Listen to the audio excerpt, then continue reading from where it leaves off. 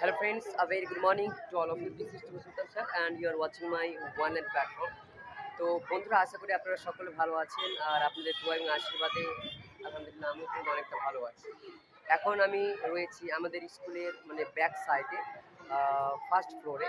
তো আজকের যে আবহাওয়া সেটা হচ্ছে খুবই ভালো, কারণ আপনারা দেখতে পাচ্ছেন আমাদের ব্যাকগ্রাউন্ড সাইড প্রকৃতিটা কিন্তু সবুজে ভরা আছে।